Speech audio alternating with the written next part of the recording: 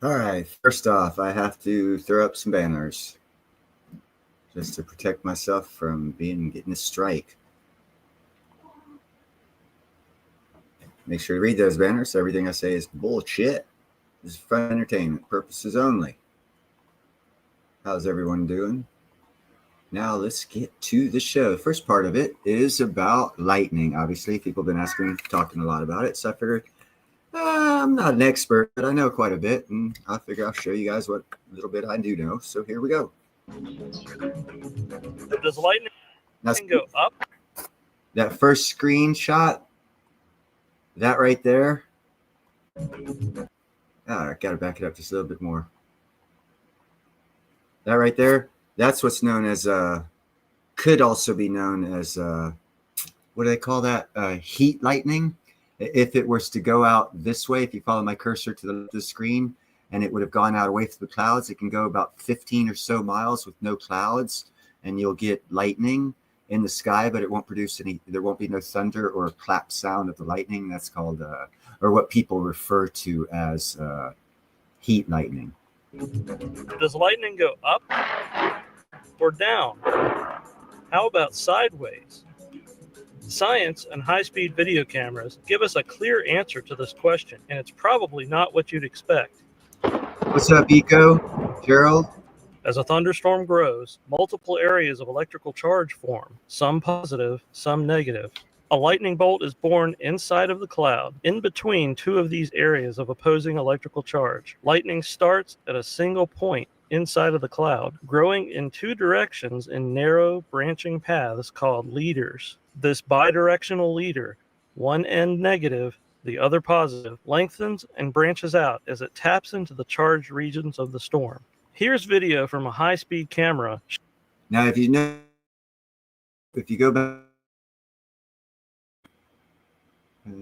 okay, right here, he states that the negative is going down and the positive is going up. I had an interaction with someone who said that the earth was the ground or the negative, and in the case of lightning, the earth is the positive ions, because the negative ion stream of these leaders goes downward, the positive stream goes upwards. So if this is to connect to make lightning as a negative ion stream, it would have to hook up with a positive ion stream, which would be the earth. So the earth, even though it is a ground, and you think of grounds as negative impact on electricity, that in case of lightning and plasma energy, the earth is the positive charge. The storm. Here's video from a high-speed camera showing a bidirectional leader growing in a cloud. These in-cloud leaders can move in any direction, up, down, and sideways. Leaders can branch for dozens or even hundreds of miles across large thunderstorm complexes.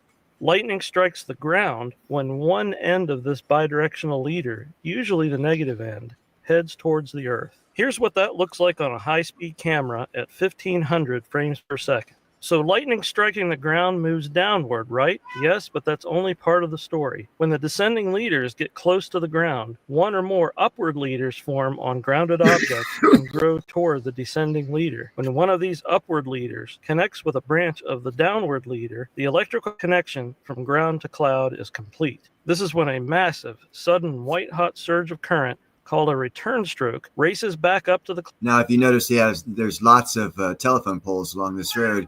Only one of them gave off that positive leader going up into the sky.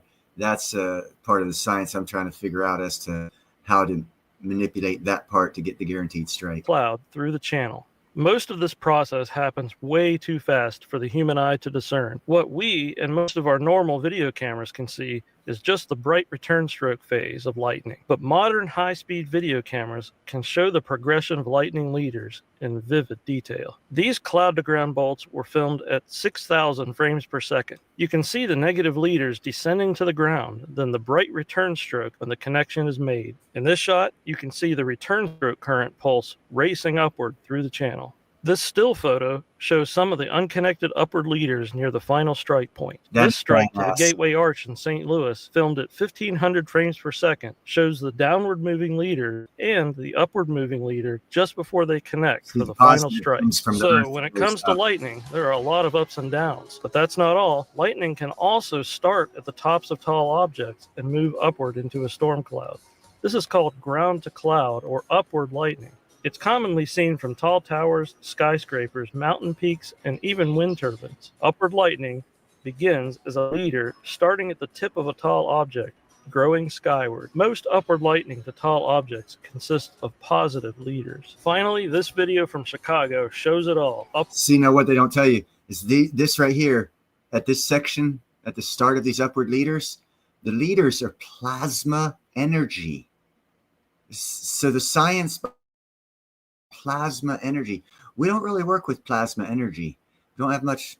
We're working with it now, but this is the Earth releasing a plasma energy from going upward. It's freaking awesome. Upward lightning starting from 3 of the skyscrapers at the downward strike hitting Lake Michigan behind the city. Then sideways leaders. Upward, downward, and sideways lightning, all happening in less than 1 second. This has been Dan Robinson for StormHighway.com. Stay tuned to this channel for more. There you go. He got full credit for that. Now let's go to another story. Here, share screen. Where am I going here? This will be fun for the older folks. This is going to be real fun, actually. This is Dear Old America. Has 2,860 subscribers. I'm going to give him a like here. 1970s, America was a different world, where danger often hid behind like freedom. In part 1, we uncovered some of the shocking things that were totally legal back then, but were just getting started. From radioactive medicine cabinets to dynamite at your local hardware store, part 2 dives even deeper into the laws that didn't exist and the risk people never questioned. Let's take another look at the wild world of 1970s America. Number 1, identity theft. In 1970s, no specific laws against identity theft. That's because the very concept barely existed. If someone used your name or social security number to open a bank account or take out a loan, it might be seen as fraud. But there was no legal category for simply pretending to be you. Back then, personal information like it is today. People printed their social security numbers on checks, shared them freely on forums, and never thought twice about it. The idea that someone could build a new life or destroy yours using only a few stolen details just wasn't on the public's radar. It wasn't until the rise of digital banking and online records in the 80s and 90s that lawmakers finally caught on. Today, identity theft is a federal crime, but in 1970, you were mostly on your own. Number 2, credit. Love was nearly lost until Pizza Hut showed up. What saved the day? Hi, I'm Peter. In 1970, a woman could be denied a credit card married. Even if she had a job, paid her bills, and handled her own finances, required a husband's signature for approval. The logic at the time? Men were seen as the financial backbone of the household, and women were considered too risky on their own. Isn't that Some lenders even refused to issue credit unless a woman agreed to reapply using her husband's income. 1974, with the passage of the Equal Credit Opportunity Act, that this practice was outlawed. That law finally gave women the legal right to credit lines, take out loans, and manage their money without needing anyone else's permission. Looking back, it's hard to believe this was ever normal. But for millions of women, I don't want to say anything, but ever since that date, we have had nothing but total credit card debt racking up in our freaking credit card industry. Just saying. In 1970, financial independence was something they had to fight for. Number 3, private radio. In the early 1970s, just about anyone could set up a small radio transmitter and start broadcasting. No license, Not really. no paperwork, no oversight. This was the golden age of pirate radio, where Pirate- basement you guys remember DJs and pirate local radio? rebels took to the airwaves with their own music, opinions, and late-night talk shows. That's why we don't have no It more wasn't good music. entirely legal, but it wasn't strictly enforced.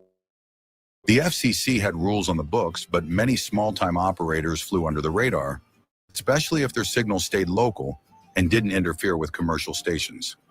This underground radio scene helped shape local culture and gave voice to people who otherwise wouldn't be heard. But by the late 70s, enforcement tightened and unlicensed broadcasting became a serious offense. For a while, though, the airwaves belonged to the people, and freedom had its own frequency. Number 4, gender discrimination. In 1970, job ads in American newspapers were often separated by gender, and no one thought twice about it. There were help-wanted male managers, engineers, and salesmen, and help-wanted female for secretaries, typists, and receptionists. Despite the Civil Rights Act of 1964, which technically banned gender discrimination, enforcement lagged. Employers used coded language or outright separated listings, and newspapers went right along with it. If you were a woman applying for a man's job, your resume might never be seen. It took years of lawsuits and new legal interpretations before these ads finally disappeared. By the late 1970s, the practice had faded, not without a fight. Again, Today, the idea of gender-labeled years. job listings seems outrageous. But back then, it was printed in black and white. we take that shit for granted now, man. Women and men, same workforce, same equal pay, all this other stuff just 50 years ago. Just 50 years ago, in most of our lifetimes, that was unheard of. We've come a long way as a country. Right on page 3 of your Sunday paper. Number 5, mercury. Oh, yeah. For decades, 2 of the most common antiseptics found in American homes, purochrome and merthiolate, bright red liquids that stung like crazy but made every kid feel brave. What most families didn't know was that both contained mercury. At the time, mercury wasn't seen as particularly dangerous in small amounts. These products were stocked in nearly every bathroom cabinet Swat. and used on everything from scraped knees to paper cuts. No one questioned it. It was just what you reach for. Time science caught up. Concerns over mercury toxicity grew, especially. By the early 1990s, the FDA declared these products unsafe. Still, for an entire generation, those little glass bottles were a rite of passage. A red through something, and you had the badge to prove it. Number 60. In 1970, car safety looked very different, especially for children. It was perfectly legal for a baby to ride Dag nabbit. Although I love good game. on a parent's lap in the front seat. No seatbelt, no car seat, just arm. Child car seats did exist, but they weren't required by law. Were designed more for convenience than protection. They were flimsy, often looked like booster chairs, and didn't do much in a. Parents didn't see it as reckless. It was just the way things were done. A quick drive to the store meant back, or even letting them lie down on the rear window shelf during long trips. Yep. It wasn't until the 1980s that proper child restraint laws came into play. But for much of the 70s, safety was more about luck than law. Number 7, railroads. In 1970, it wasn't riding the rails, illegally hopping onto freight trains in search of work, or simply the next town over. While technically considered trespassing, it wasn't always enforced, and for many, it was a way of life. This tradition stretched back to the Great Depression, when thousands of Americans became hobos, traveling. Here's a quick insight. My father's father, my papa, left the house at age of Pennsylvania back during the time he's talking about, and became a hobo and rode the rails for 3 years and he left the house at age 14 with 50 cents in his pocket. And when he came back at age 17, he had 75 cents. The family didn't have to feed him for 3 years. He had 18 brothers and sisters. Even decades later, the image of a lone traveler with a bedroll and a tin cup still of American life. By the late 20th century, stricter enforcement and changes made the practice far more dangerous and much more illegal. But it was still possible to disappear onto the rails and chase a different kind of freedom. For the open boxcar was both transportation and escape. Number 8, smoking. In the 1970s, cigarettes weren't just accepted, they were everywhere.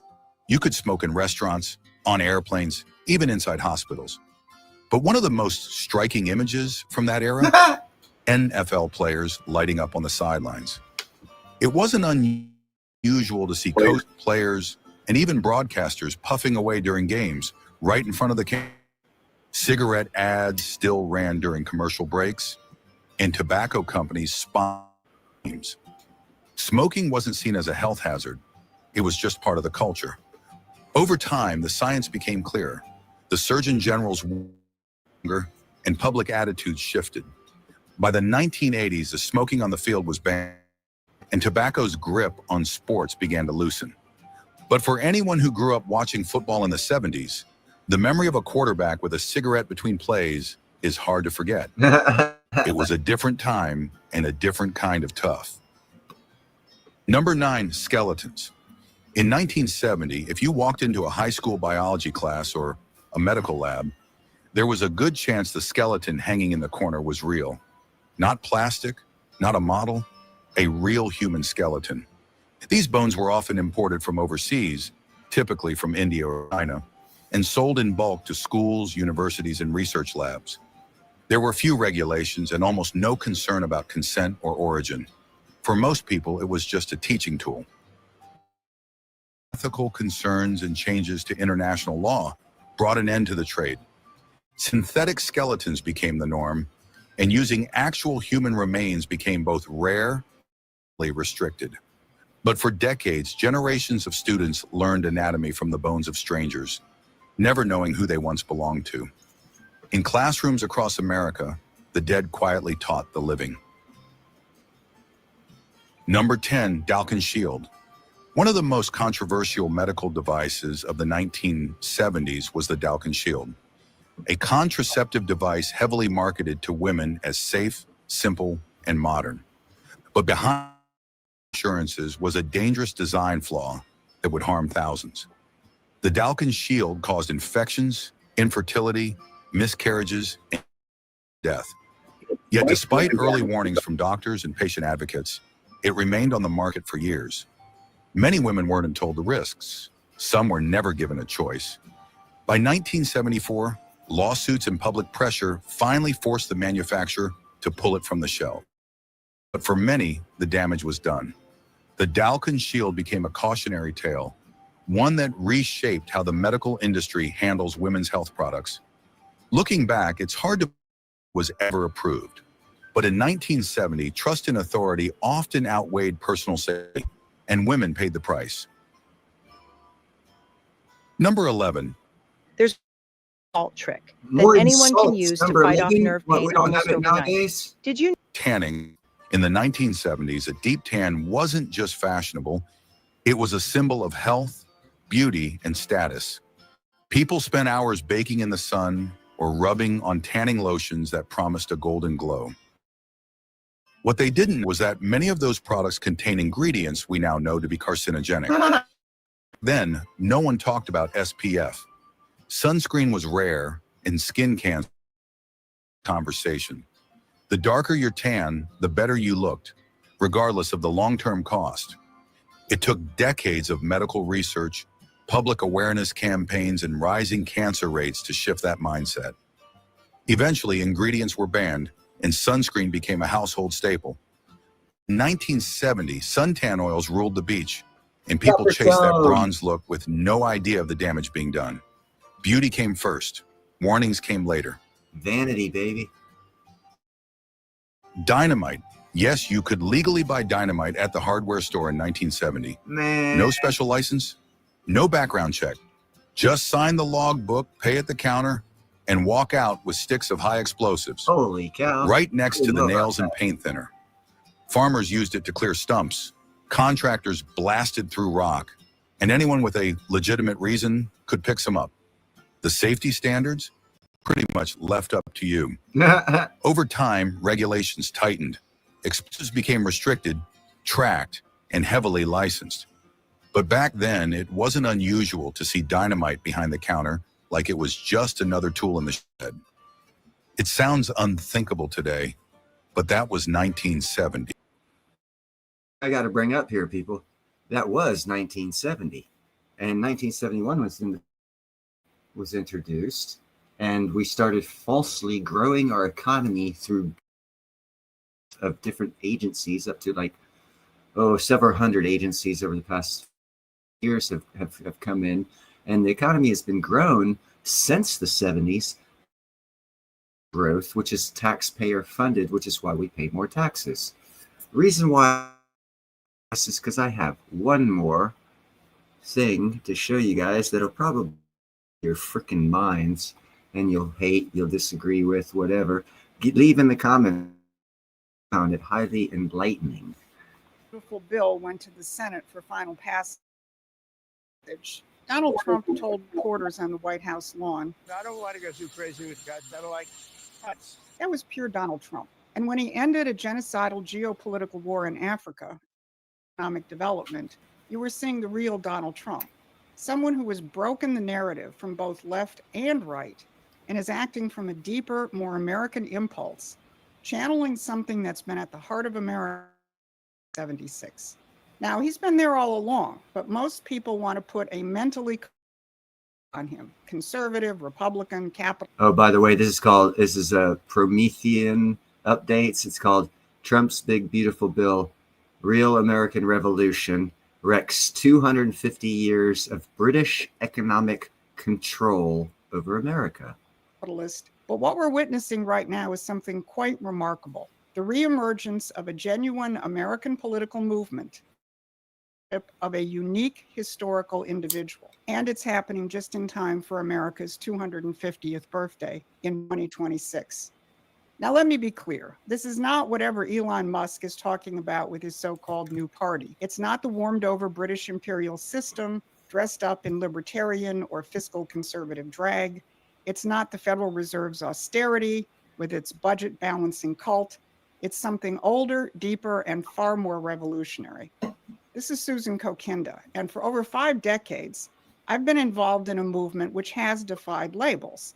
I've seen how ideologies on the left, like environmentalism, and on the right, like fiscal conservatism, are spun up, usually by the British elites, to disorient and destroy real American policies. So if you want to be part of the fight, go to our website, become a member, and equip yourself for victory. So in this update, I'm going to look at 3 things from that standpoint. First, the big, beautiful bill and how Trump's embrace of American economic policies. Second, how the opposition to it, whether from budget balancers, the Federal Reserve, or the Democrats, exposes the British hand in American economic institutions. And third, how Trump's foreign policy is upending decades and centuries real policy with a focus on Africa and the Mideast. So let's start with the big, beautiful bill, because that's what's on, and this is where the rubber meets the road. So why did Donald Trump say he doesn't want to go crazy with cuts, that he doesn't like cuts? That's got to be setting the hair on fire. Foundation acolytes. Trump and his team know that you have to build your way out of a crisis. Treasury Secretary Scott Bessent said it yesterday to Laura Ingraham. We're going to pay the debt down by growing the. Now, everyone knows that the big, beautiful bill has had to accommodate certain political realities to get as far as it had. But Bessent pointed out the big bill contains foundational elements of an overall strategy, which tariff, immigration reform, tax policy, all of which are designed to reshape and grow the economy. Now, everyone hammers away at the budget office's claim that the bill will massively increase deficits. On Maria Bartiromo on Sunday, Lynch. He talked instead about getting our spirit back. We brought spirit back. We brought respect and dignity back. He's talking about reviving the American producer identity. American economics is not about dollars and cents. It's about unleashing the creative power of the human mind. 1980. And Tom Selleck's when mind, by the way. started. That was Bob Bessent not only took on the Congressional Budget Office, but he What's also up, took Emerald? on the federal attempted sabotage of the bill. He, like Trump, pointed out that Fed Chair Jerome Powell is keeping interest rates up, which of course affects the size of the and feeds the demands of the budget cutters. But he also pointed to Powell's comments made at a forum this week, where the Fed chair admitted that interest rates were being kept up because of Trump's tariff policies. Even Laura Ingraham was struck by Powell's hatred of tariffs. And the way Bessent put it was, so I don't know, I guess this tariff derangement syndrome happens even over at the Fed. Bessent went on to point out that the budget cutters attacking the bill don't take into account the revenues coming from tariffs, which are estimated at $3 trillion over the next 10 years. This is a different way of thinking. And that's why Trump is so adamant about making us a manufacturing superpower and growing the living standards of workers and defending benefits to seniors and others. Physical production and human minds are the source of wealth, not some algorithm that generates a financial profit. That's where a lot of the tech bros have a problem, because it's about investing, not managing income streams for central banks and hedge funds. But here's the kicker. Trump's problem with the Democrats. It's coming from inside the House, from budget-cutting fundamentalists and groups like the Heritage Foundation. These are the people who have internalized the British system of economics, whether they know it or not. Well, some knew it all along. Go look up the role of British economist Stuart Butler, who first founded the Adam London in 1977, and then was dispatched to the US to guide the Heritage Foundation in 1979. Much of today's pushback on Trump's big, beautiful bill can be traced back to Butler's British policy influence at Heritage. Now, this is also related to Elon Musk's libertarian opposition to the bill and talk of forming an American party. Well, it's not American. If Musk had intellectual honesty, he'd call it the Austrian Party, because he is a self-avowed follower of Milton Friedman and philosophy. So this question of a new party is not just today's Elon Musk. Shit fit. The globalists clearly understand that their Democratic Party, if it stays in the hands of the likes of Tim Walz and the New York mayoral candidate, committing political suicide. There is undoubtedly some deck chair rearrangement as they try to figure out how to deal with the reality of Trump's new Republican Party of workers and producers.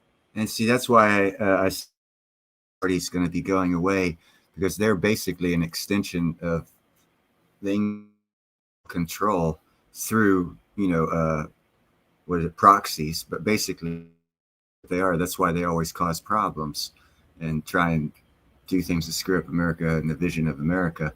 And this lady gets that. Not too many people do. Allowing her to say it, because I guess she's more believable because she's got 150,000 subscribers. Because Donald Trump is doing something that we've only seen a few times in American history. Like Lincoln and McKinley, he's using the Republican Party as an instrument for a movement which defends the American system and American principles. That is the only legitimate role for a party or a movement in the United States. Otherwise, as we've seen through too much of our nation's history, parties are tools of the imperial elite, which is why we have a uniparty. Now, here's a shocker. Both the overly large role of political parties and the Federal Reserve and the very idea of a balanced budget come from one place, the British. Let's look at a little bit of buried history. Not long after the assassination of our last American system president, McKinley, we got Woodrow Wilson. Wilson wanted to introduce British-style parliamentary democracy into the United States. where parties rule and the interests of the nation and the people are sidelined. He ushered in the Federal Reserve. He also introduced the need for a federal budget. Before Wilson, Congress operated on the basis of a long-term capital budget, not a year-to-year balance the budget exercise. Think about that. For half of our history, the United States did not have a federal budget. Let that sink in as you listen to the final attempts to sabotage Trump's bill. We did not have a federal budget until we got the Federal Reserve. Instead, we invested in the future. We built canals and railroads and infrastructure, which Woodrow Wilson hated. We didn't obsess over balancing the books every year. But Wilson changed that, and that then metastasized into the post-war Austrian school, which drives today's libertarians. So let's not talk about a new party. Let's understand that Donald Trump is using the vehicle of the Republican Party to restore American economic and political sovereignty. Anything else is just another front for the British system.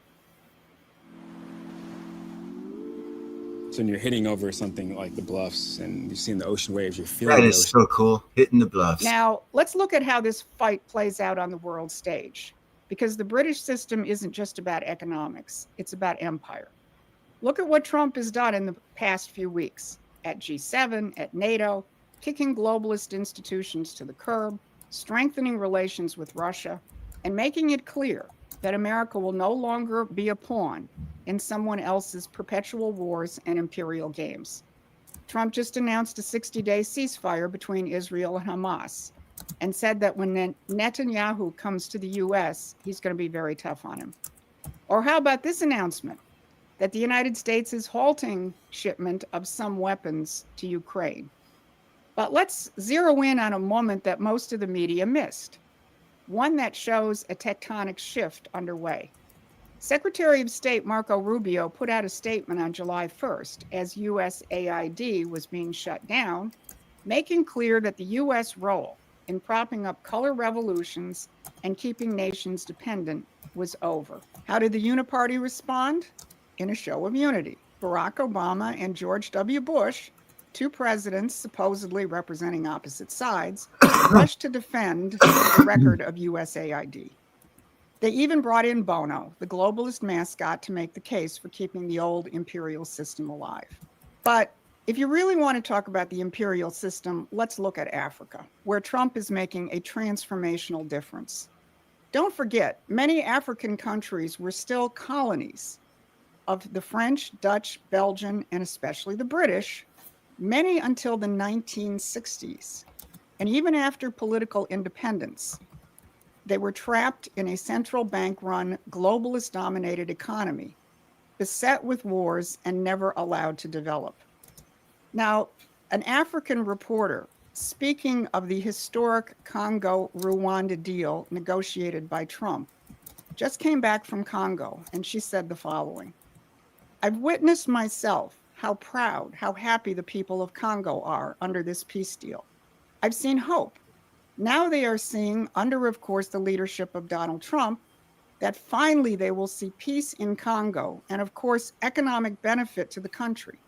When you talk to the people, they say, finally, we will be able to make our country grow." And by the way, anyone who thinks China's going to be shit, excuse my French or Latin, whatever that word is a derivative from, the deal she's talking about, we just brought peace to them after decades and decades of war. That was directly due to American intervention. And the deal made by the Democratic Republic of Congo's president was America gets first rights at all the mineral rights in Congo. And if you know anything about Africa, Congo pretty much has the most diverse amount of minerals and elements in their soil. They have pretty much everything, not in substantial great amounts, but they got a great amount of substantial amounts of different minerals and stuff. And America's getting the first dibs at those rights because we ended that war. So as far as those rare earth elements, we just got the mining rights for the Democratic Republic of Congo for, well, rare earth elements. We don't need China. And oh, by the way, that lowers the price of what China has that they thought they had control of. So they're actually going to be losing more money because they wanted to start an economic war. Made the point that previous administrations never seriously tried to stop the conflict, which killed 6 million. And she continued, but finally, President Trump is the one who said this must stop. This is wrong. In Congo, I spoke with people, even little kids. You're not going to believe they know a man named Trump is doing something to bring peace to their country. And they are very, very happy. You can see hope in their eyes. Trump is breaking the imperial system.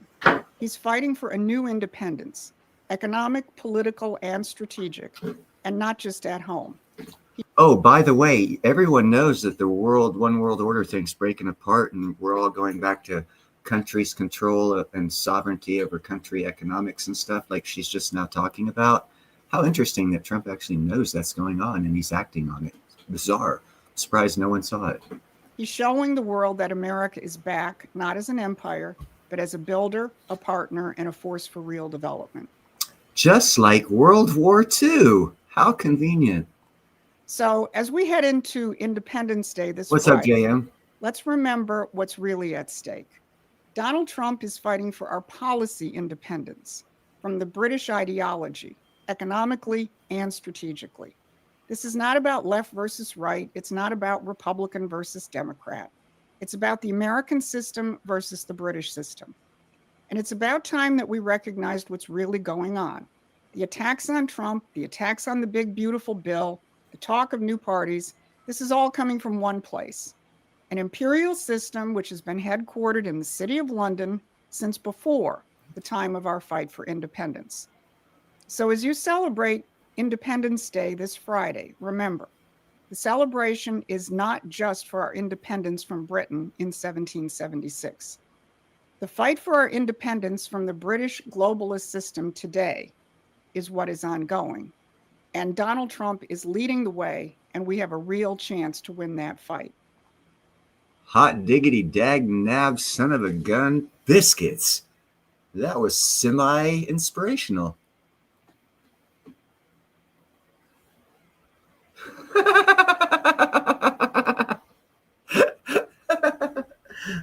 Anyhow, yeah, I saw that. I was like, holy cow, she is so eloquent in her explanation of what's going on. And if you think about it, how did Trump treat the Queen when he went over there while she was still alive? Everyone said that he snubbed her. And I actually think I said in one of my live streams at the time that, yeah, he was like taking the power back from England and bringing it to America.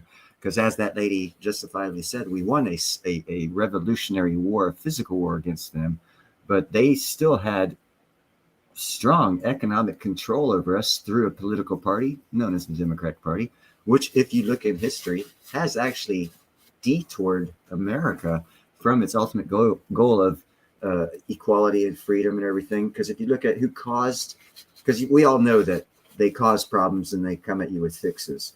And if you look at that strategy of policy, you can clearly define that there is one party that started that movement. And it has now been pointed out quite eloquently that it was done by the Democrat Party because it's part of the imperial control that they still have over America, which I found highly compelling to let you guys know about. So now when you see the news, you don't have to buy the bullshit story. You can see more of the woke part of life, because there's several levels to this woke shit. This is introduction to college level. Wake up, motherfucker. What's going on? And if you actually look at it from that aspect and not the aspect that's been fed to us, it kind of sort of makes more sense. Yes, it was. It was actually, even after the Great Reset of 1933, everyone likes the 1933 coin because it's after the reset. Even after the reset of the gold price, platinum was twice the price of gold. In 1968, it was twice the price of gold. As you pointed out, it was more expensive in 2014. But in 2011, I think it was March 2011, platinum hit its all-time high of like $2,280. And I think gold was like less than 900. So platinum actually has been close to 3 times as more expensive than gold throughout history up until since shortly after BRICS and China convinced South Africa to join BRICS and signed the One Belt Road Initiative. And then all of a sudden, everything that you're saying right there, JM, it like turned on its head. So obviously that's where the price manipulation started.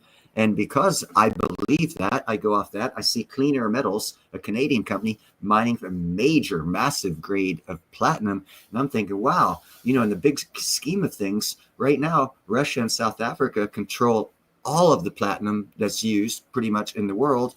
And the One Belt Road Initiative, controlled by China, controls the pricing. And I'm like, wow, that's kind of cool. That just ended. So what's that mean? Oh, price manipulation ends. And you can go back in my videos. I've laid it out.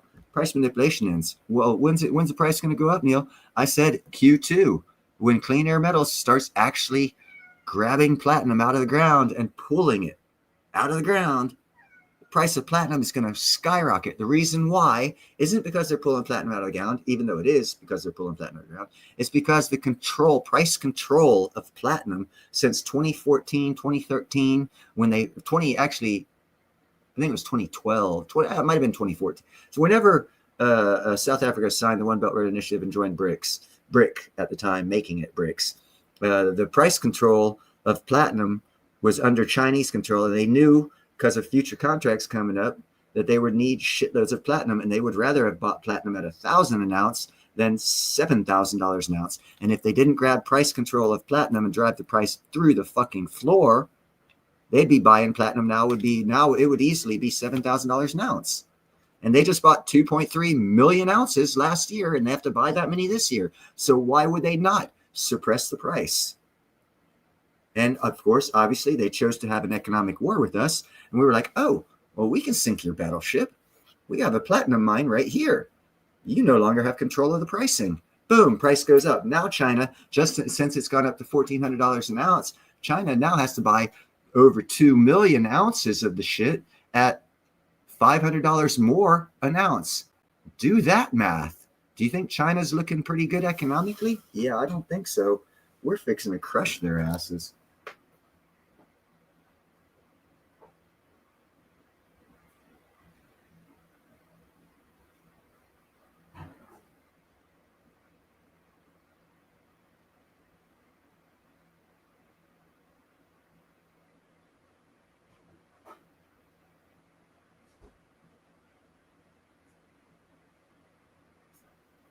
Sorry, guys. As per normal, I had to get some milk for my tea because I can't drink tea without milk because I wouldn't be a damn Scottishman if I did that shit. So that means you have 15 seconds of silence. I apologize. Let's see what you guys are saying.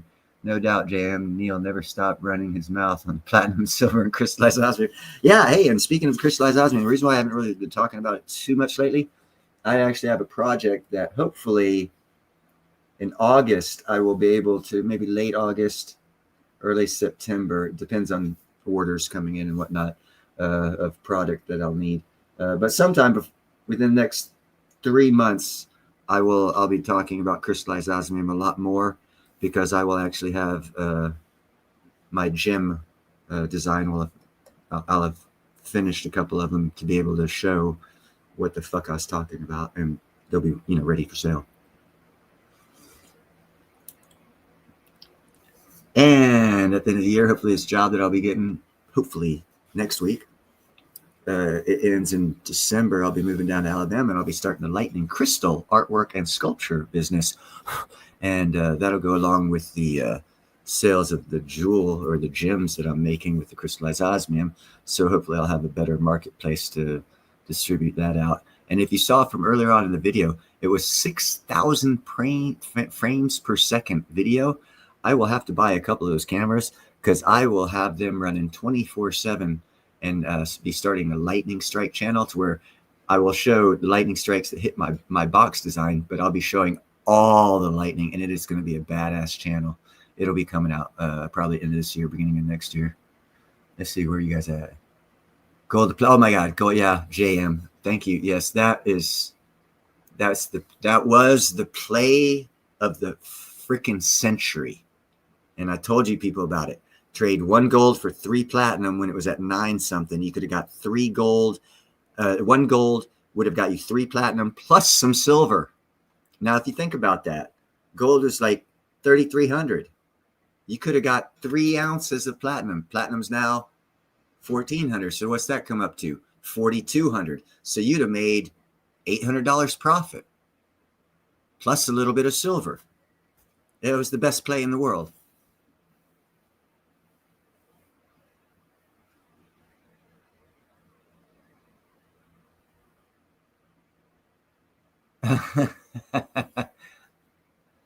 Oh, let's see. Okay, let me get off this statement and go to the next one here. All the damn cats, Neil's Dynasty, friend of Ron Basement. What? What are you doing there, boy? I'm gonna fucking delete that comment.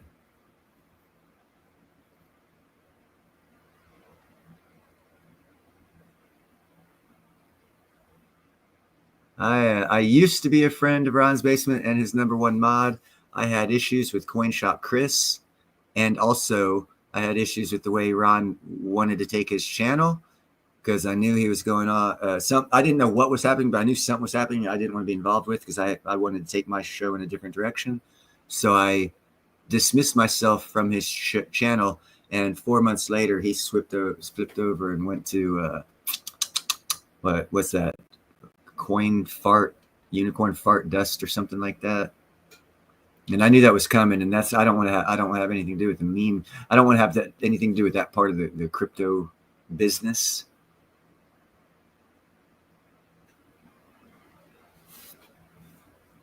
Oh, that's happening. At least out here in California, it's happening. Air Force Base out here, Travis Air Force Base, they're raising the alarm saying, nah, you guys need to get rid of that land.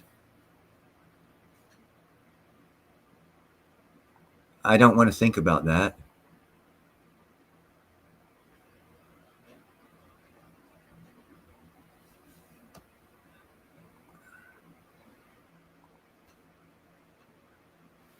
Oh, yeah. There's a lot of things going on, guys. All that money, it's imperialistic, and imperialistic mostly England, but you also have France, Spain, Denmark, who owns freaking Iceland or Greenland. They're all imperialistic empires. You can't leave out Denmark and Finland and Spain and France, but England's the big one, the biggest one.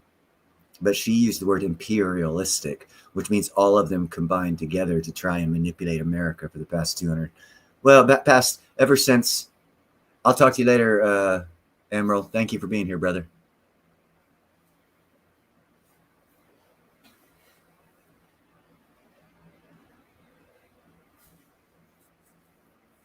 Yeah, that's what he says. That's what he says. I neither can confirm or deny that. What I can confirm is a lot of people steal and say they were stolen from, because neither can be proven nor disproven. But yet profit can be gained from both, saying both.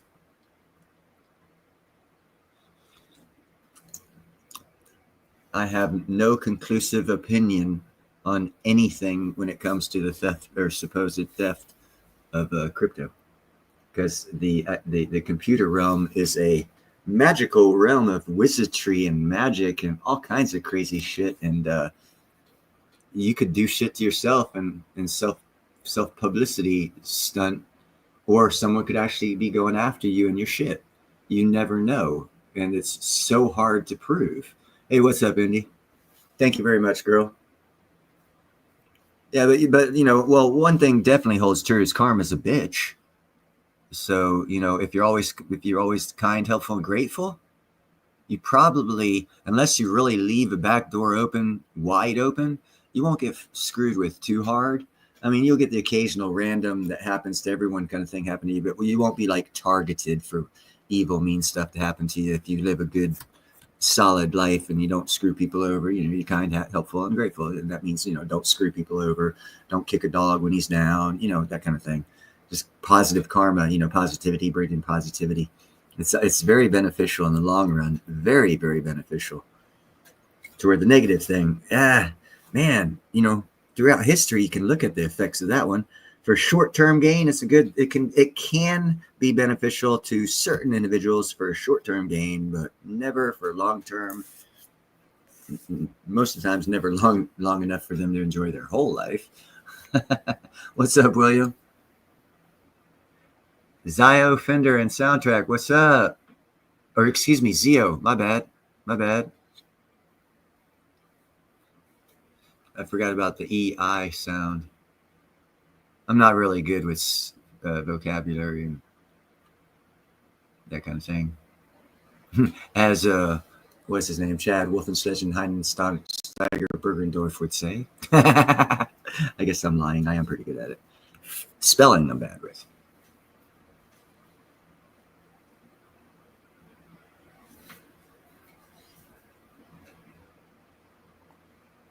You know, self-reflection, that is a very good way to look at it, because most people lash out. And if they did a self-reflect moment, they wouldn't lash out, and a lot of things would actually be better.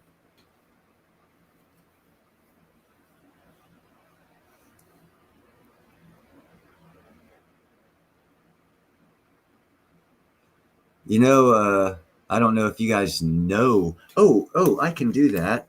Let me see if I can do that. Hold on a second here. I'm going to try and find something.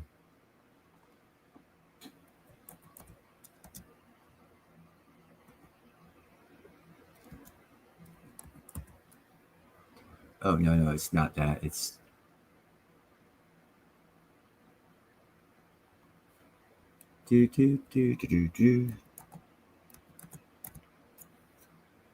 Ah, here it is. Okay, hold on a second here.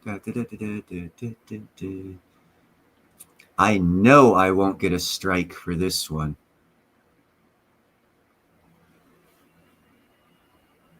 And I'm gonna go and share stream because I know this guy personally, so he's not gonna bother with fucking getting me a strike. Let me see. And also, not only do I know this guy, I know his whole band, and actually his keyboardist lives next door to me. He's a friend of mine. Not really into music, but, this Charmin Ultra sorry about the Soft commercials, Smooth guy. Tear has wavy edges. It's no ordinary square. And my friend plays keyboard, so he'll probably be on the piano.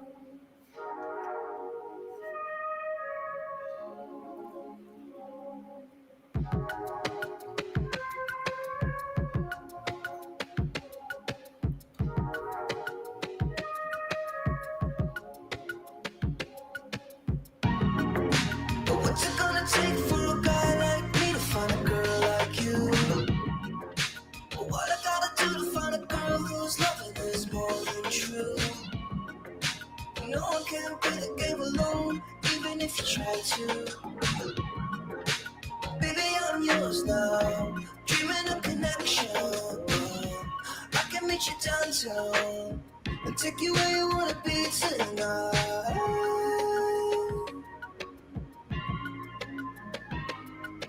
Too much looking around, I can see how this happens. Using up all the lifelines, trying to turn out decent.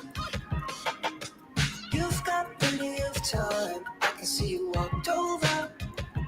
What you see isn't in my mind, don't believe we met before. I'm acting, playing quiet, smiling without thought, cause my world's been turned inside. I've been gone quite a while.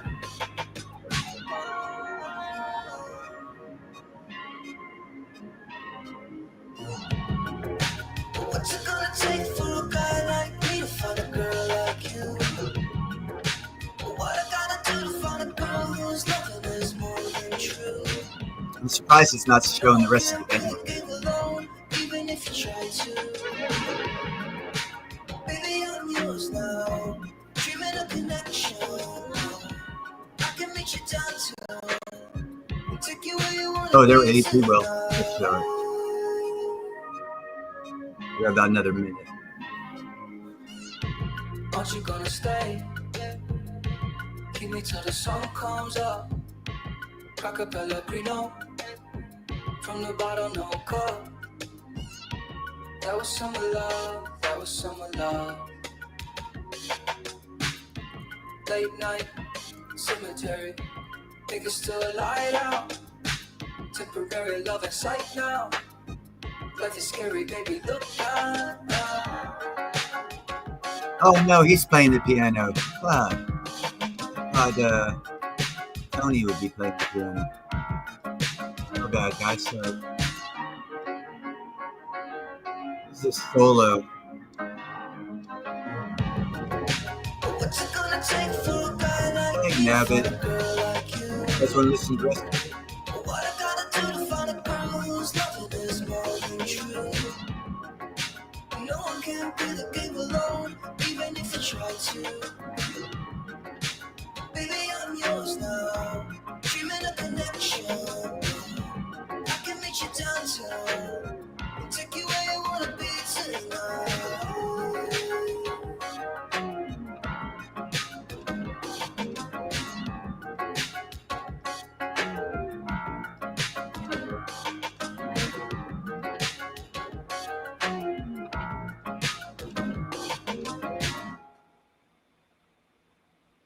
Yeah, what did you think about that?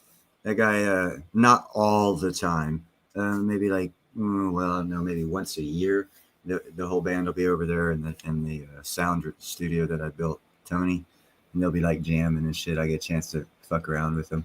Actually, tomorrow I'm supposed to go over to Tony's sound room, and we're gonna mess around. He said I'm intuitive. He says I'm very intuitive on the drums, and he wants to teach me a little something. So apparently I'm going to be learning how to drum or something like that from him. Apparently I got talents I don't even know about.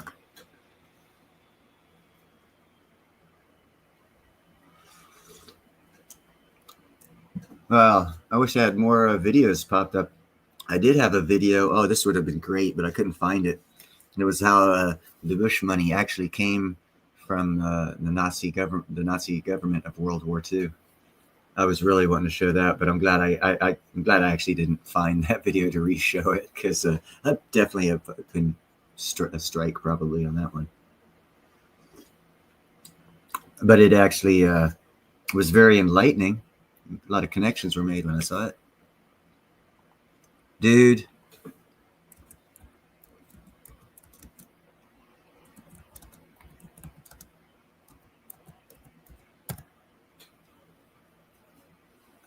I'd be loving me that ZBC, and I like the direction it's going for this digital overlay economy that we're going to be using for the next 25 to 30 years. That is a good play, in my opinion, and I am not a financial advisor. As a matter of fact, just because I said that, I'm going to throw out a couple more disclaimers everyone can see. There we go. But that one's going to do good.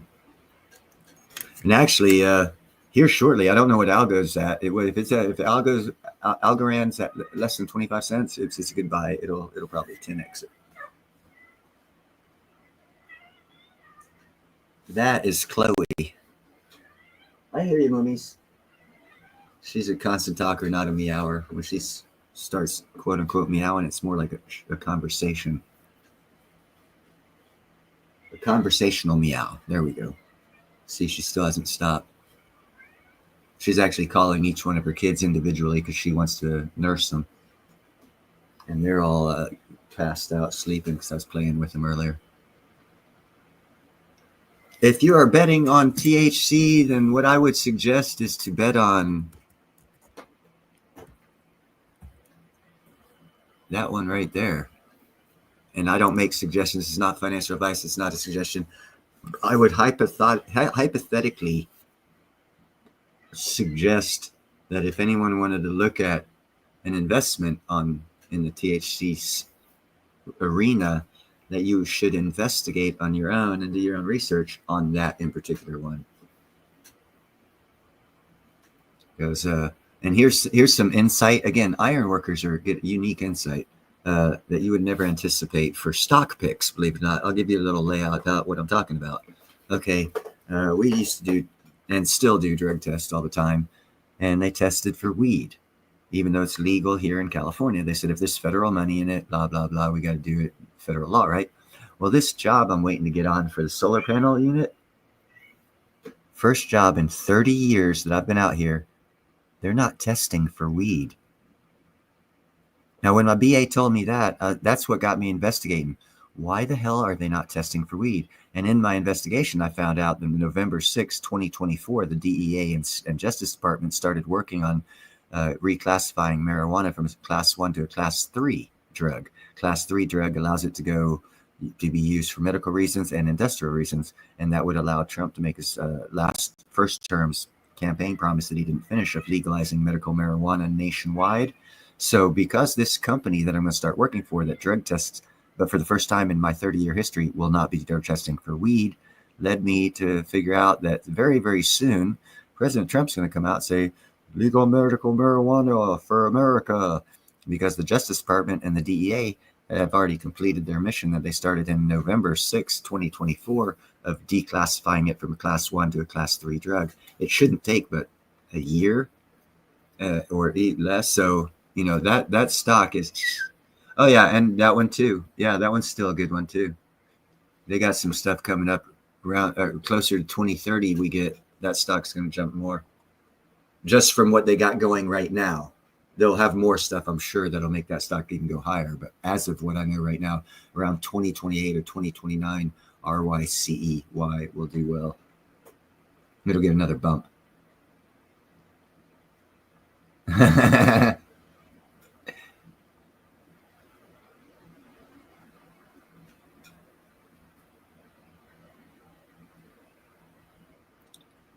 And, you know, fundamentally, JM, that's the old way of looking at it, yes.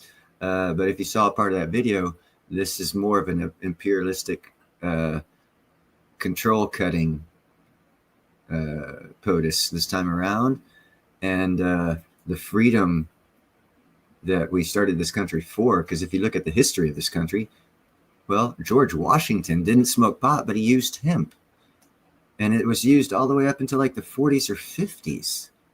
So it was only recently that we made it a demoned drug, that it never was for the history of humanity until, well, the Democratic Party made it so. Oh, did I tell you the Democratic Party is part of the imperialistic control that lady was talking about earlier in the video? You see how it all connects? They cause problems. Because see, now that, and here's what else is going to happen. Because of the reclassification from a class 1 to a class 3 drug as far as marijuana goes, it's for industrial uses as well. And here's something for you, and I'll tell you as an entrepreneur, I'm very interested in this. Hemp wood is well over twice as strong as regular wood. It is mildew and mold resistant, pest resistant, fire resistant, and cost less. Now I have a question to the 7 of you that are here. If a product could come out that was mold resistant, mildew resistant, pest resistant, fire resistant, stronger than wood and cheaper than wood, and you could grow it yearly to where you wouldn't have to cut down any forest, don't you think someone would want to take and run with that market?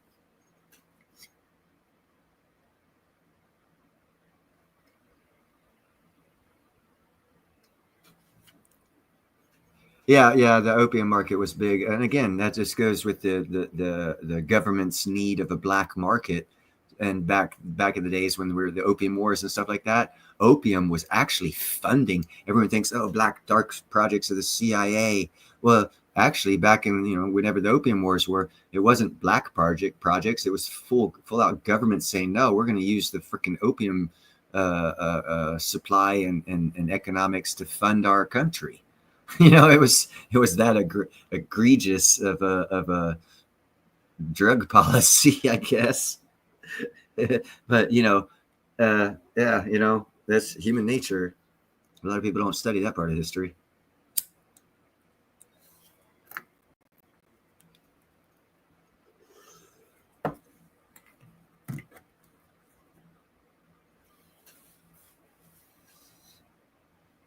Oh, I did not even. You are 100% correct. Thank you very much. And again, as far as carbon sequestration and stuff, if we quit cutting down trees, boom, problem solved. because you can take. I know they wouldn't do it nationally like this. But the concept is 1,000 square acres of property growing hemp. And 1,000 square acres is not much. It's like fucking 50 miles by 50 miles. I mean, we got several areas of this country you could do that on. And you grow hemp. It takes 9 months. You harvest it.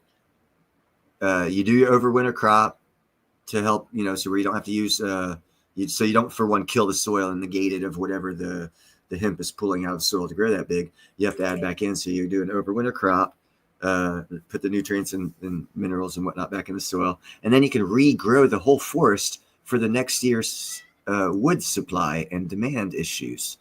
And you could actually regulate, wood, we don't need as much. Okay, let's only grow 800 acres instead of 1,000 acres. And you could actually regulate it a lot better as far as the supply and demand industrial usage, and for even housing and for commercial and residential uses. It'd be a much more efficient cost savings measure that would be environmentally friendly, because as you grow that forest of lumber, it's sequestrating carbon.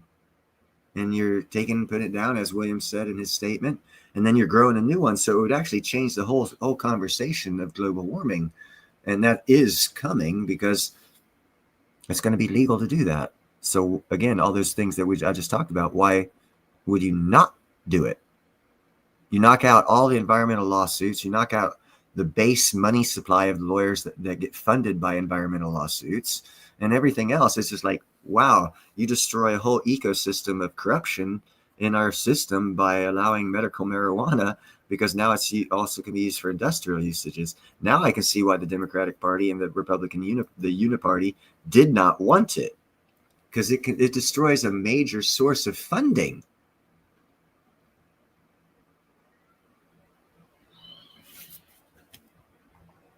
So many uses. So many uses.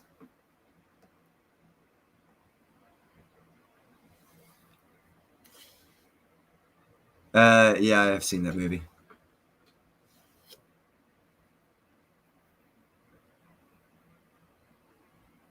Yeah, he was actually set up to be suicided too, because they didn't give him.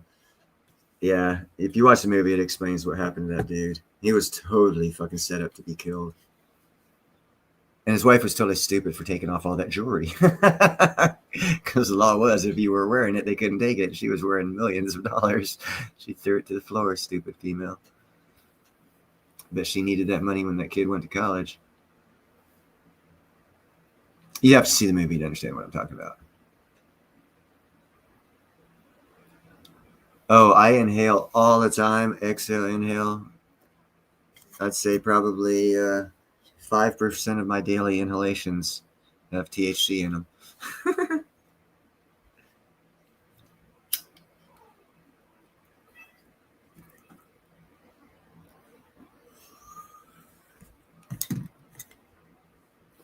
Like right now.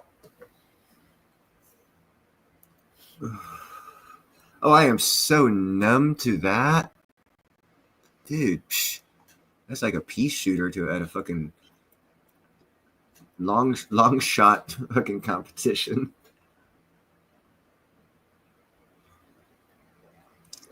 Well, if you saw in that 70s program I just mentioned, a lot of things actually happened beneficial for women's rights and equality and all that stuff in the 70s. And I actually was not aware of that. So that was actually informative to me, because I was on the 3-wheeler and I was jumping my fucking bike over tree stumps and doing all that other stupid shit. I wasn't looking at the laws that were going on back then. Well, I wasn't always looking at the laws. I was playing a lot too. I wasn't like a fucking nerd. Part-time nerd.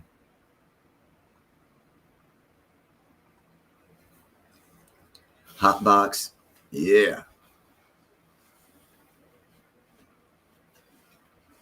Yeah, but if you watched earlier in the show, it was a part 2 of what happened in the 70s that doesn't happen now. It gave more examples of when, because yes, the movement started, but when actual things started to occur was in the 70s and 80s. So it's been about 50 years before any actionable, consequential changes were made. Like I think one thing they mentioned was newspapers in the 70s used to advertise jobs for men and jobs for women, even though, and they had stated, even though the feminist laws had been passed, the newspapers were still advertising for advertising dollars, allowing advertisers to say, this is a man's job we're hiring for, this is a woman's job, which today is like totally illegal as hell. And that didn't stop until the mid 70s, even though it was passed, the law was passed earlier, as you do state, it's been going for 80 years. A majority of the actual physical changes to our policies and laws and rules and regulations didn't happen until the 70s, which is only about 50 years ago. So they fought for 30 years and got nowhere.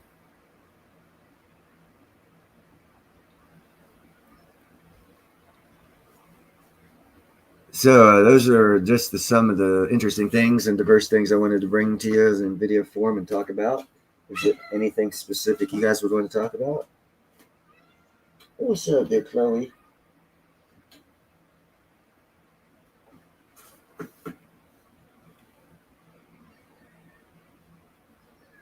If not, I will go ahead and end this live stream. Wish you all a happy 4th of July. And know that tomorrow I am going to be learning some, I guess they become called drum riffs or something, like the 1, 2, 3, 1, 2, 3, and then another one, 1, 2, 1, 2, 1, 2, 3, 1, 2, 1, 2, 1, 2, 3, those type of things, whatever those are called.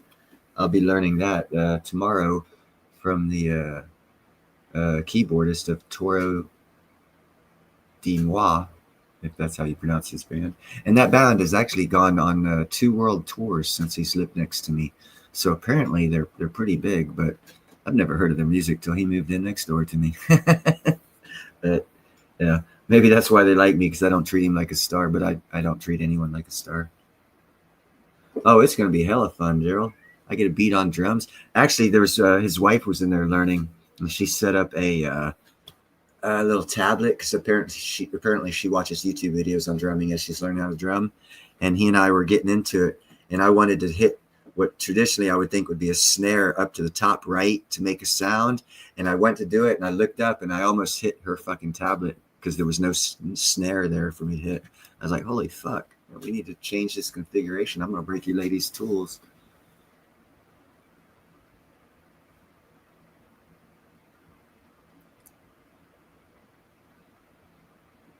But yeah, he's got a very, very simple. When I was doing pyrotechnicians back, oh God, 38, 39 years ago, of course, doing pyrotechnician for bands, you know, a lot of bands. And I fucking hopped on a lot of different styles of drum sets. So all these different types of bands I worked with. And I found it easier to work double kickers. It seemed to be easiest to get a bass rhythm going, still free up your hands. So I, like in the limited time I was exposed to that, like 38, 39 years ago, apparently I've kept that knowledge in my head in a box stored with cobwebs on it. And every time I go over to Tony's house, he's like, he'll hop on a guitar and play a riff of one type song. And I'll just start going into what the natural drum beat would be from that song. And then he'll shift songs to another song, and it'll take me a bit to catch on to the rhythm that he's playing for me to get a bass of the drum or whatever the drum would be in that circumstance. And that's why he says I'm intuitive in the drums, because I can hear the music change and change the drumming to fit that music on a bass level, not on an intricate level.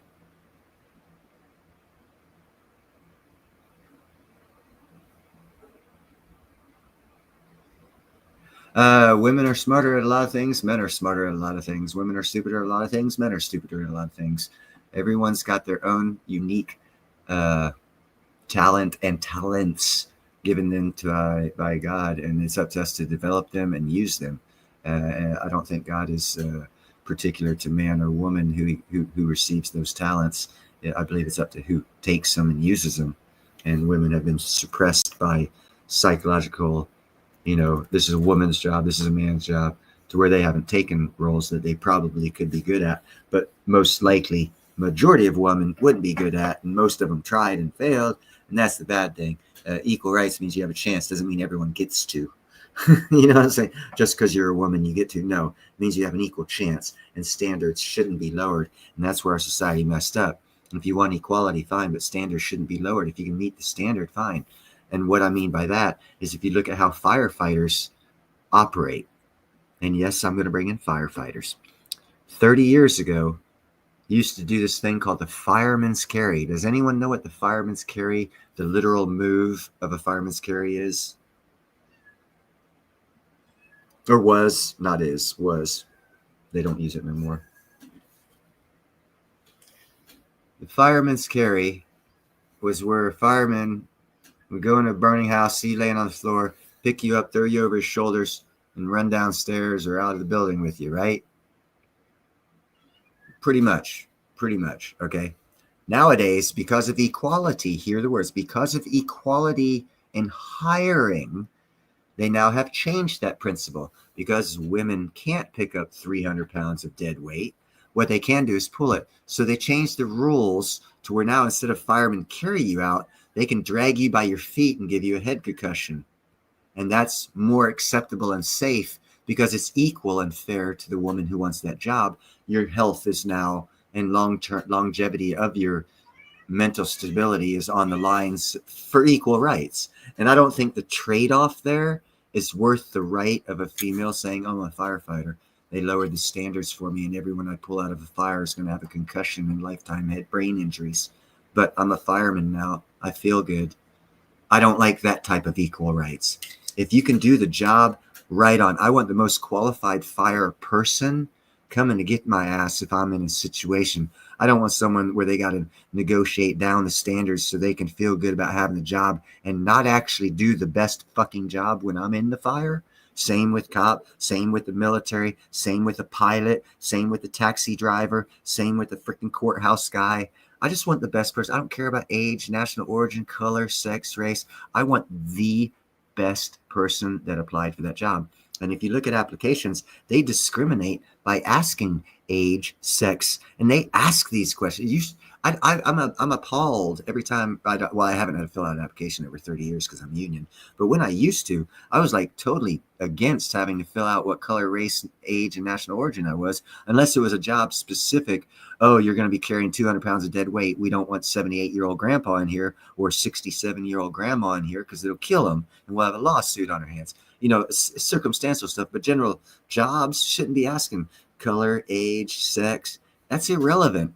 It's can you get the job done, and will you represent whatever company you choose to go to work for and qualify to work for? Will you represent them in a professional manner? That's all that matters. It's simple and basic, man. It's only when people add feelings into it that it gets complicated and fucked up for everybody. Can you do the job? Can you dress accordingly for that job on the job site? I don't care what you do off the job. That's none of their damn business. You can cross-dress. You can do whatever the hell you want. But when you're at a job, you're a rep getting paid to represent that company. Do it as best as you can. That's why you got the job. Not to demonstrate who you are psychologically at their expense. You know, that's just, people have a weird way of looking at things. I have a more of what I'd like to see equal and balanced way. Like I could never get a job as, you know, a baby maker. I could never make babies. I can't birth babies. I can't do ballet. I can't do a lot of women's sports and women's things. And I don't even want to because I'm not a woman. So I, from my perspective, can't understand why a woman would want to do man things. That's just my perspective. I understand they have the right, and that's cool. I don't have a problem with it. I have a problem in understanding why they would want to. That's all. And it's not a real big problem. I don't care to, you know, waste too much time thinking about it. It doesn't affect me other than it perplexes me to want to know why a 240-pound man would want to be called a woman to do women's sports. I just don't, that I can't conceive that.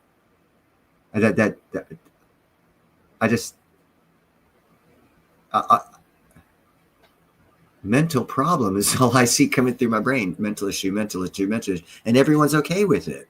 I'm like, mental issue, and they're putting them around little kids. Mental issue. It's like, what the hell can be? I mean, so too many feelings are getting involved because everyone has feelings, including the 240-pound man that wants to be a girl.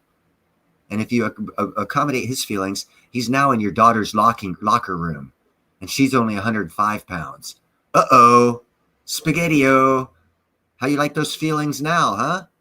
Let's just do basic rules applicable around all sexes, no matter how deep or wide or long or short you are, equally applicable based off merit, not perception of who you are or who you want to be perceived as. That's bullshit. I don't see it as feminism or masculinityism. I see it as a intentional sidetracking. It's like intentionally throwing a freaking log in front of a car as it's driving down the road. You're intentionally causing problems that don't need to be there. Because when all those problems are sorted out, your bottom line, you're going to figure out this was an exercise of futility. But we wasted 20 years. Yay. How many lives were destroyed? Oh, 50, 60 million. No big deal. Yeah, it's no big deal. Their kids will get over it and have a better life for it. At least someone's feelings were, made to feel okay. Other than those 50 or 60 million people. Their feelings don't matter because we're not talking about them. But they have feelings, though. But, if we bring them into conversation, the whole conversation of everyone's feelings matter no longer needs to be talked about because no one has the same feelings. And if we're going to base laws off of feelings, then everyone's going to have their own law and no one's going to we'll have lawlessness. Oh my God, lawlessness. Why the hell would we want lawlessness? There's a base set of rules, black and white, written down. Doesn't say if your name's Mary or if your name's Harry, it's different. Nah, that's your own personal problem. Law is not here to live your life for you. We made America so you could have the freedom of choice to live your own life. If someone doesn't like the way you're living your life, they don't have to let you on their property to live your life their way. They have that right. Nowadays, you can sue them and make them fucking let you on your property. What the fuck is that about? That's taking away one person's right for another person's right because of feelings. That's not cool. But hopefully the monarchy control over our Democratic Party is being cut, and within a couple of years we can get a more realistic America going again and put things right. Hopefully enough people will be wealthy enough then to be able to make a difference in that direction.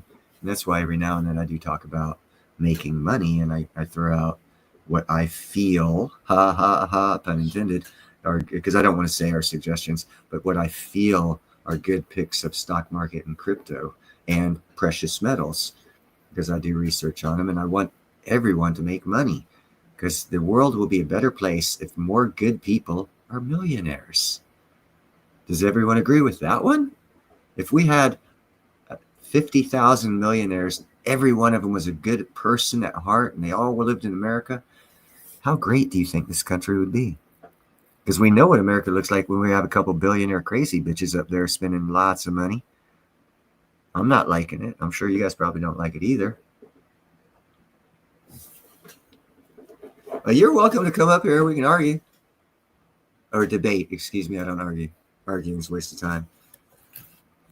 Debate. You got to learn something or pass on knowledge when you're talking. Or at least attempt to.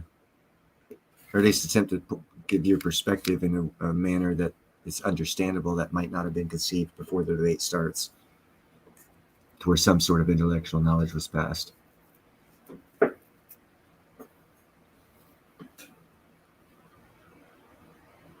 Yeah, I like having JM up here. You know what I really like? I like it when Indy comes up here. That's a hoot.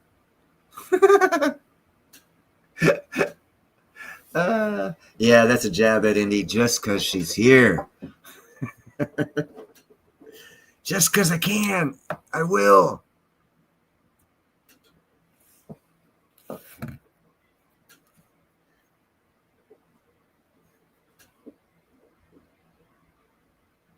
Well, I do keep that in mind, Indy. But it's not like the first thing I think of. It's like maybe the second. Third, fourth. Hey, man. Six. I'm ignoring you. Leave me alone. No, I'm not fucking. What's up, Jim? I just thought I'd come up, say hi. How much of the show did you catch? Somehow your audio didn't sound good there for a second. How much of this show? I Did you think I catch that? joined about 40 minutes into it, so I've been here about 40 minutes.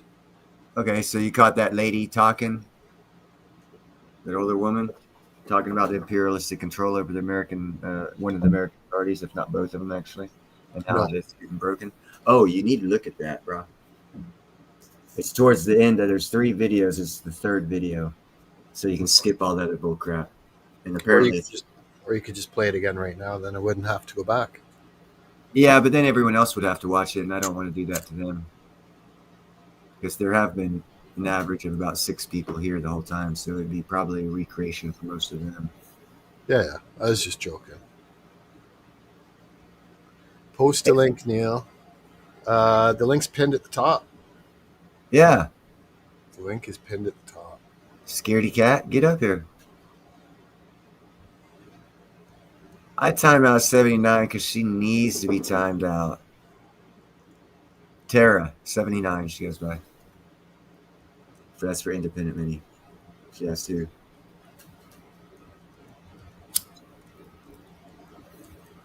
The link to what, Gerald? Hey, can you hear the air conditioner running in the background? I cannot. Beautiful. Oh, the old lady talking link. Oh, okay. Hold on a second. History.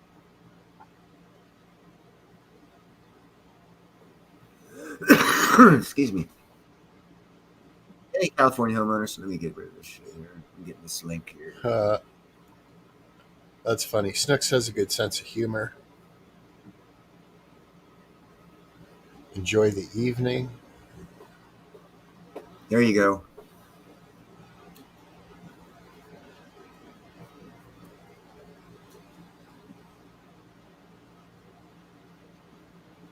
It gives you a different vision of what's going on because everyone's feeding you the superficial top version of the multi-layered cake of bullshit.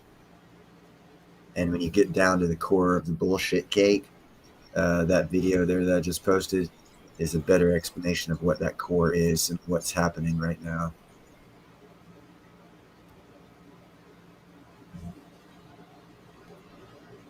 Silver is also a good trade.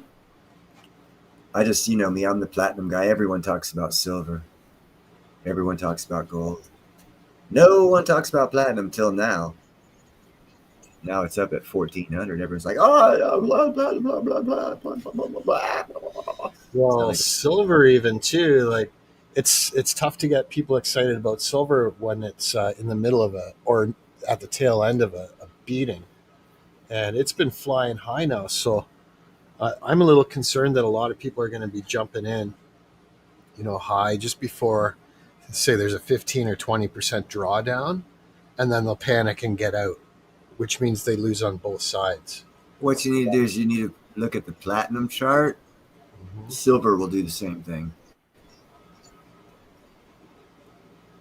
So what I was thinking of doing, instead of joining your live stream, I was actually just about to start recording. I was going to read this whole article. No, do it on your show. Don't do it. Do it on your show, man. Yeah, I know. I think I will. I don't want to steal your crap, bro. That's your stuff, man. It's good stuff too. No, but I don't mind sharing this with you. I'll even drop the link for it. But I think a lot of people can't get. They won't read through an entire article. They need someone narrating it or reading it. But the key is at where is it? Right at the end here. There was a reference, and I thought of you immediately. Right here, I'll highlight it. Oh, where did it go? Hold on. I just made that bigger. Yeah. It's at the bottom, yeah. Keep going up. You're almost there. Right here. And so they did mention platinum there. Platinum's a big market indicator. It always has been. No one talks about it there, bro. So this Nobody was talks. it was a really good article. There's a little video in it as well, but I think that's what I'm going to do is I'm just going to narrate it. Last time I did that, and then I edited it into some shorts videos. That sounds good. Some of the shorts videos actually did pretty well. Right on. But I'll drop the link for this in there. I thought that was pretty cool. It's late breaking. Oops. When was this? Yeah, it was so last updated July 2nd, and it was first published first thing in the morning today. So it's hot off the press. Right on. Yeah, no, I see silver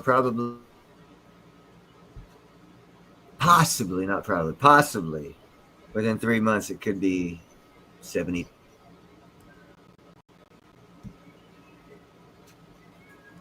Yeah, the big picture of that article is that industrial demand keeps tapping out new mining supply.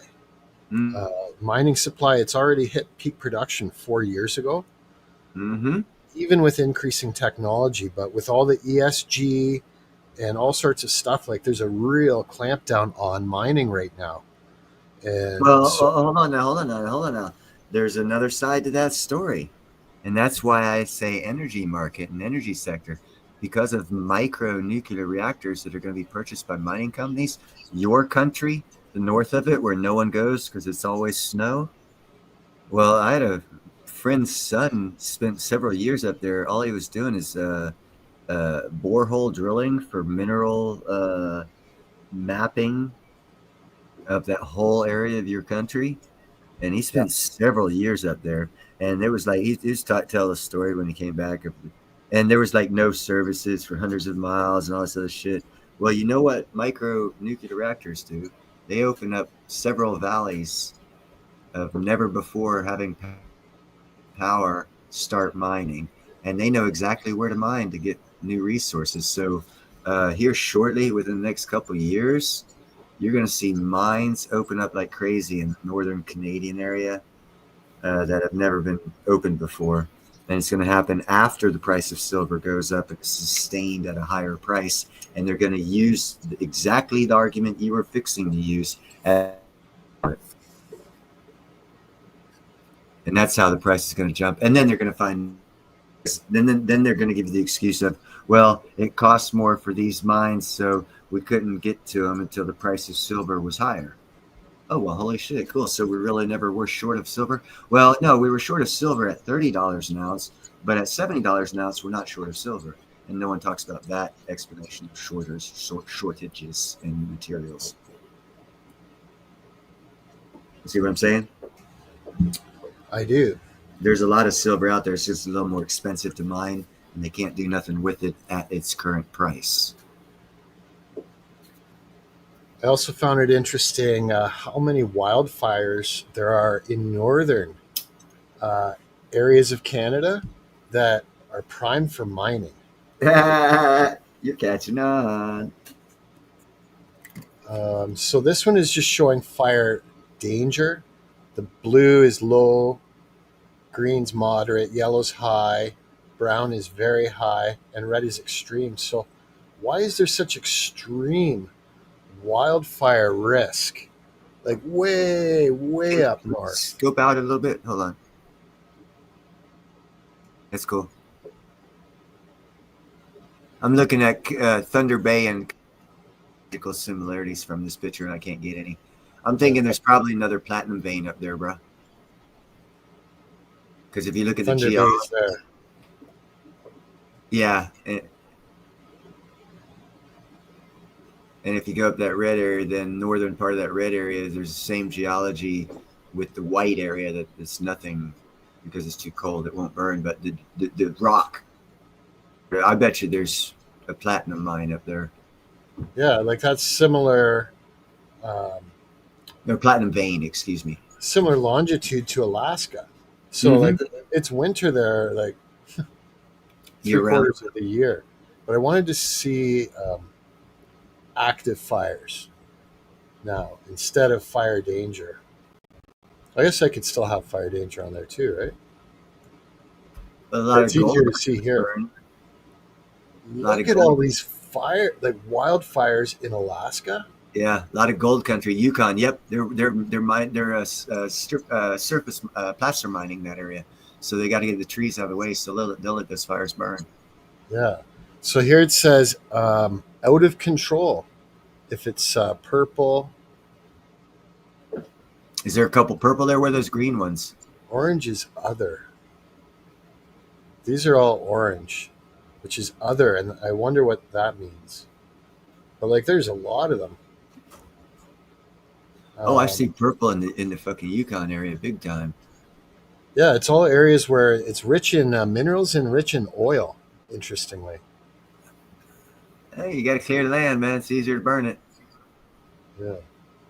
I'll drop the link for this too. Man, Eastern Canada's got a lot of fucking purple. Purple is out of control. Yeah, that's what I'm saying. They got a lot up in that northern area, eastern section. Maybe there's going to put some cities up there or a deep water port. Maybe. That would make sense.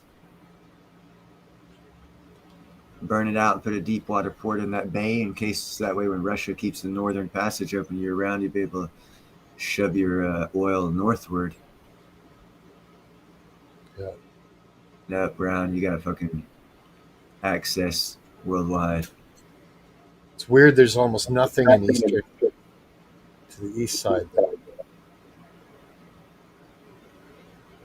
And that's where most of the people are.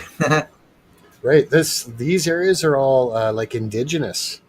It's almost all indigenous peoples. So guess who's going to be relocated? Damn, them horse and buggies don't carry water well. No. Anyway, there you go. I thought that was interesting too. That was highly interesting. I appreciate that very much.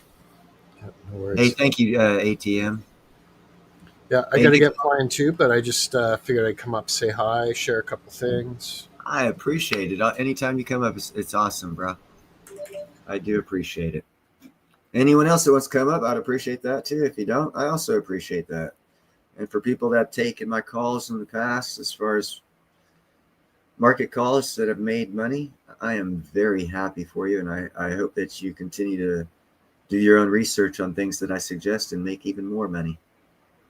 I'll have a job here shortly, and I'll even be looking at better and more things because I'll have money to invest in stuff. So I'll be throwing out more suggestions for you to research. It's good. Stay positive. Have a great evening, everybody. You take care, my brother. Ciao.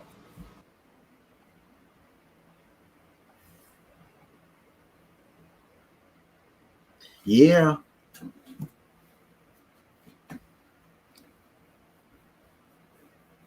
But yeah, I think that was a good idea of reading the story, narrating the story. If you have a good voice, that'd be a good thing to do. Because a lot of people they would rather hear than read the story. And people that have good vocal cords and have a good presence when they speak, as far as the voice acoustics are right for a storytelling mode, I guess, for lack of a better way of saying it. You could, like, if you had like a Tom Selleck voice or something like that, reading this, certain voices reading stuff is better than other voices reading stuff.